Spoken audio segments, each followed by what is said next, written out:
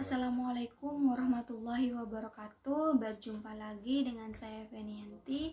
Kali ini saya akan membawakan materi tentang perencanaan strategis.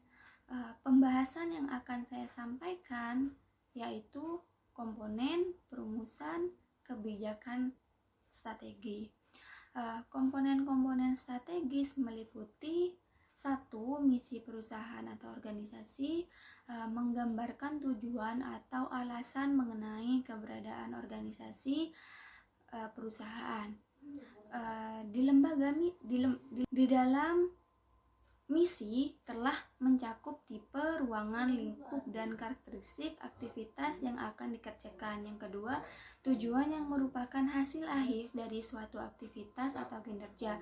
Dalam tujuan ini akan ditegaskan apa yang akan dicapai, kapan, dan berapa yang harus dicapai. Yang ketiga yaitu strategi. Strategi yaitu keterampilan dan ilmu memenangkan persaingan, karena persaingan merupakan perebutan bangsa pasar atau konsumen. Sedangkan konsumen setiap saat mengalami perubahan, maka strategi harus dikelola sedemikian rupa agar tujuan jangka pendek, menengah, dan juga jangka panjang perusahaan dapat dicapai. Yang keempat yaitu profil perusahaan, yang menggambarkan keadaan perusahaan baik dari sisi keuangan, sumber daya manusia, dan juga sumber daya fisik.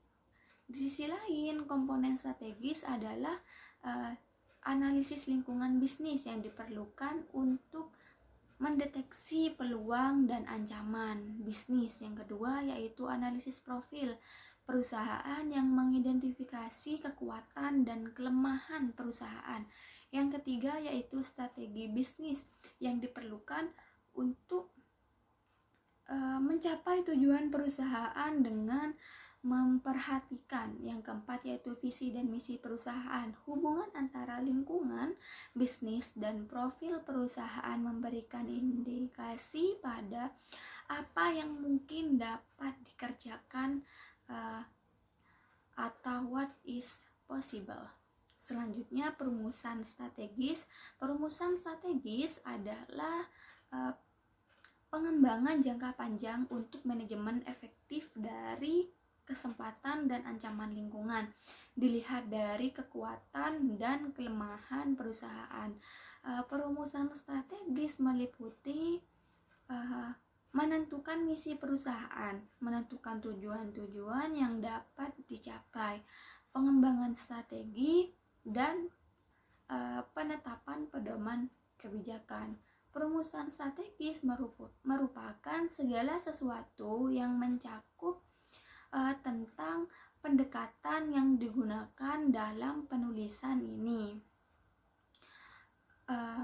Penggunaan perumusan strategi ini diharapkan dapat mengetahui variabel-variabel terhadap fenomena yang diteliti secara mendalam.